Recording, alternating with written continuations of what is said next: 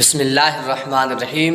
ہاں جی، ہوں میں بولاں کہ نہ بولاں، ایک آیت بولن لگا جے، اور یہ میرا جو دعویٰ ہے نا کہ یہ آیت آپ پاکستان میں کروڑوں لوگوں کے سامنے اس کا ترجمہ کر کے نہیں بتا سکتے، وہ آپ کا گلا کاٹیں گے کیونکہ ان کا عقیدہ اس کے خلاف ہے۔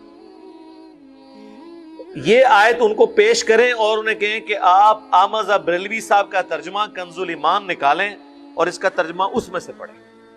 ہم نہیں کہتے کہ ہم آپ کو ترجمہ کر کے بتاتے ہیں۔ یہ ہے سورۃ الاعراف کی آیت نمبر 188۔ پھر ہمیں ایک اور ویڈیو ملی مرزا جہلمی کی، چھوٹا سا کلپ اس کا چل رہا تھا، اس کے اندر اس کا یہ کہنا کہ جو سنی حضرات ہیں وہ قرآن پاک کی ایک ایسی آیت ہے جو پڑھنے سے ڈرتے ہیں۔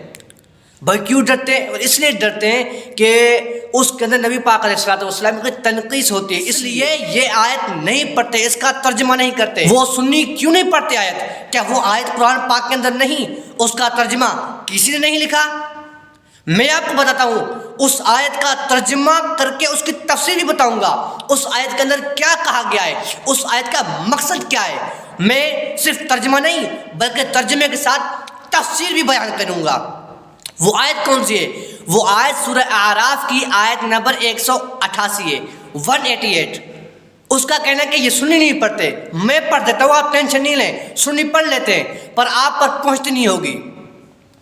اللہ رب کائنات نے قرآن پاک کے اندر واضح طور پر ارشاد فرمایا، قُلْ لَا أَمْلِكُ لِنَّفْسِي نَفْعًا وَلَا ضَرًّا إِلَّا مَا شَاءَ اللَّهُ وَلَوْ كُنْتُ أَعْلَمُ الْغَيْبَ لَاسْتَكْثَرْتُ مِنَ الْخَيْرِ وَمَا مَسَّنِيَ السُّوءُ إِنْ أَنَا إِلَّا نَذِيرٌ وَبَشِيرٌ لِقَوْمٍ يُؤْمِنُونَ۔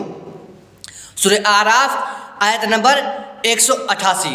ترجمہ، اے میرے پیارے حبیب آپ فرماؤ میں اپنی جان کے نفع اور نقصان کا خود مالک نہیں مگر جو اللہ تعالیٰ چاہے۔ اللہ جو جملے کے درمیان میں آتا ہے، اس کا مقصد کیا ہوتا ہے؟ یہ پچھلے جملے کو ختم کر کے اگلے والے جملے کی ابتدا کر رہا ہوتا ہے کہ میں اپنی نفع اور نقصان کا مالک نہیں مگر اللہ اگر چاہے۔ اور ہمارا یہی عقیدہ ہے کہ ہر چیز اللہ تعالیٰ نے چیزیں عطا کی وہ ان کی ذاتی نہیں، نبی پاک علیہ الصلوۃ والسلام کی ذاتی نہیں بلکہ اللہ تعالیٰ کی عطا۔ اور اگر میں غیب جان لیا کرتا تو میں بہت سی بھلائی جمع کر لیتا، اور میں تو صرف ایمان والوں کو ڈرانے اور خوشخبری سنانے والا ہوں۔ اس آیت کا یہ ہو گیا ترجمہ۔ اب اس آیت کا مفہوم مقصد کیا ہے؟ اللہ رب پاک نے فرمایا، قُلْ لَا أَمْلِكُ لِنَّفْسِي نَفْعًا وَلَا ضَرًّا إِلَّا مَا شَاءَ اللَّهُ۔ اے میرے محبوب تم فرماؤ میں اپنی جان کے نفع اور نقصان کا اتنا ہی مالک ہوں جتنا اللہ تعالیٰ چاہے، میں اتنا ہی مالک ہوں جتنا اللہ تعالیٰ چاہے۔ اس آیت کا خلاصہ کلام یہ ہے کہ اس آیت میں نبی پاک علیہ الصلوۃ والسلام کو کمال درجے کی عاجزی ہے، عظمت الہی اور عقیدہ توحید کے اظہار کا حکم فرمایا گیا کہ نبی پاک علیہ الصلوۃ والسلام کے پاس جو قدرت و اختیارات اور علم ہے، خواہ اپنی ذات کے متعلق یا دوسرے کے بارے میں، یوں ہی دنیاوی چیزوں کے بارے میں یا قیامت و آخرت اور جنت کے بارے میں، وہ تمام کی تمام اشیاء اللہ کی عطا سے ہے، نبی پاک علیہ الصلوۃ والسلام کی ذاتی نہیں بلکہ اللہ تعالیٰ کی عطا سے ہے۔ لہذا نبی پاک علیہ الصلوۃ والسلام کا اولین و آخرین سے افضل ہونا، دنیا و آخرت کے امور میں تصرف فرمانا، صحابہ کرام رضوان اللہ تعالی عنہم کو شفا عطا فرمانا بلکہ جنت عطا فرمانا، انگلیوں سے پانی کے چشمے جاری کرنا وغیرہ جتنی بھی چیزیں سب کی سب اللہ تعالیٰ کے عطا سے ہیں، اللہ تعالیٰ کی چاہنے سے ہیں، نبی پاک علیہ الصلوۃ والسلام کی ذاتی نہیں۔ آگے فرمایا، وَلَوْ كُنْتُ أَعْلَمُ الْغَيْبَ، اور اگر میں غیب جان لیا کرتا۔ اس آیت مبارکہ میں علم غیب کی نفی نہیں، اس آیت مبارکہ میں علم غیب کی نفی کی علماء کرام نے مختلف توجیہات بیان کی ہیں، ان میں سے میں آپ کو چند عرض کر دیتا ہوں۔ اعلیٰ حضرت امام احمد رضا خان فاضل بریلوی نے نبی پاک علیہ الصلوۃ والسلام کے علوم کے بیان پر مشتمل اپنی ایک لاجواب کتاب لکھی ہے۔ علامہ امام احمد رضا خان فاضل بریلوی اس آیت میں علم عطائی کی نفی نہیں بلکہ علم ذاتی کی نفی کر رہے ہیں۔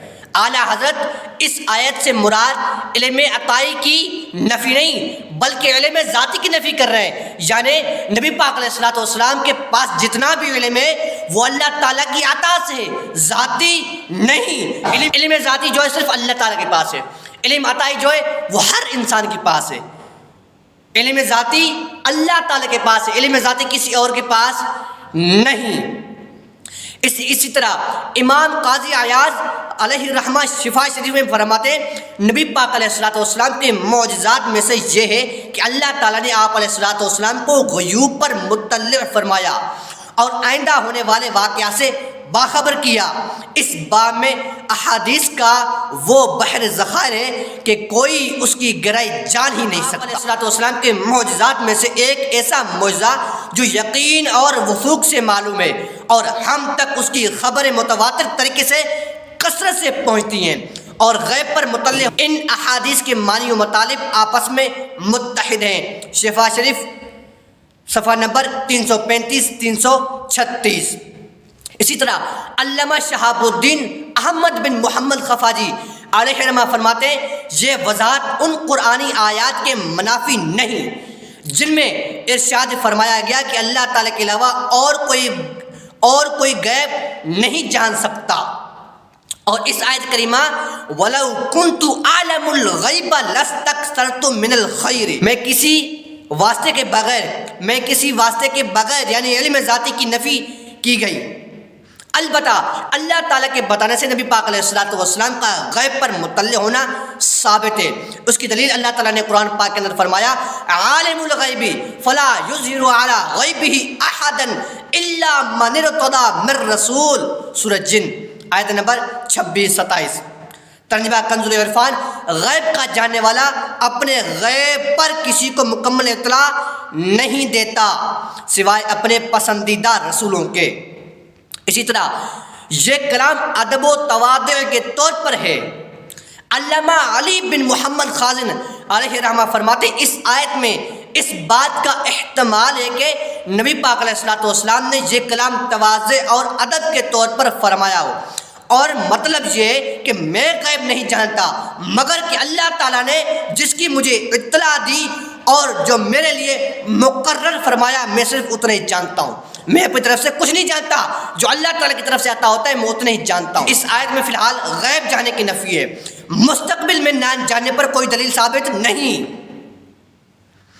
علامہ علی بن محمد خازن علیہ الرحمہ فرماتے ہیں اس آیت میں ایک احتمال یہ بھی ہے کہ نبی پاک علیہ الصلوۃ والسلام نے غیب پر مطلع ہونے سے پہلے یہ کلام فرمایا، پھر جب اللہ تعالیٰ نے نبی پاک علیہ الصلوۃ والسلام کو علم غیب کی اطلاع دی تو نبی پاک علیہ الصلوۃ والسلام نے اس کی خبر دی، نبی پاک علیہ الصلوۃ والسلام نے اس کی خبر دی، جیسا کہ اللہ تعالیٰ نے ارشاد فرمایا فلا یظہر علی غیبہ احدا الا من ارتضی من رسول، سورہ جن آیت نمبر 26-27۔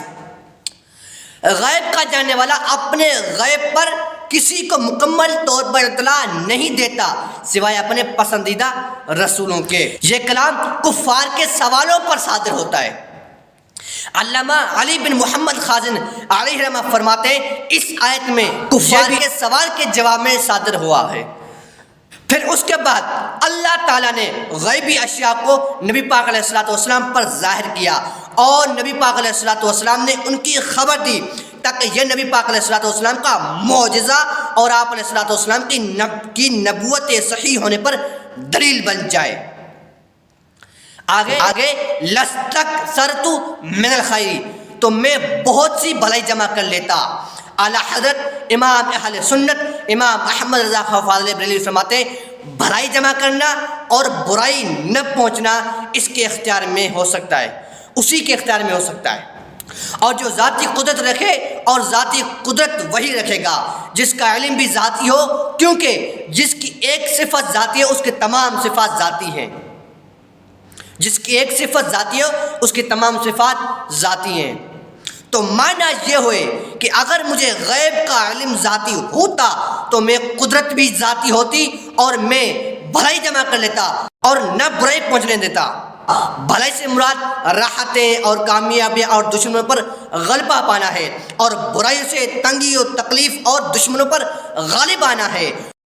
یہ بھی ہو سکتا ہے کہ بھلائی سے مراد سرکشوں کا، متیوں نافرمانوں کا فرما بردار اور کافروں کا مومن کر لینا ہو، اور برائی سے بدبخت لوگوں کا باوجود دعوت کے محروم رہے تو حاصل کلام یہ ہوگا کہ اگر میں نفع و ضرر کا ذاتی اختیار رکھتا تو اے منافقین و کافرین تمہیں سب کو مومن کر ڈالتا اور تمہاری کفری حالت دیکھنے کی تکلیف نہ پہنچتی، اور تمہاری کفری حالت دیکھنے کی مجھے تکلیف نہ پہنچتی۔ اس آیت کی یہ تفسیر ہے۔ یہ مت سمجھنا کہ سنی خاموش ہے، سنیوں کو قرآن پاک نہیں آتا، سنیوں کو ترجمہ نہیں آتا ہے، ترجمہ نہیں آتا بلکہ تفسیر بھی آتی ہے۔ کچھ جماعتی وہ کہتے ہیں کہ سنیوں کی جو مرزا نے نیند حرام کر رکھی ہیں، سنیوں کی نیند حرام نہیں کری، سنیوں نے مرزا کی نیند حرام کر رکھی ہیں کہ وہ اختلافی موضوعات چھیڑ رہا ہے۔ اختلافی موضوعات ہمیں بیان کرنے آتے ہیں لیکن ہمیں اسے چھیڑتا نہیں ہے، ٹوک کے رکھتے ہیں، ٹھوک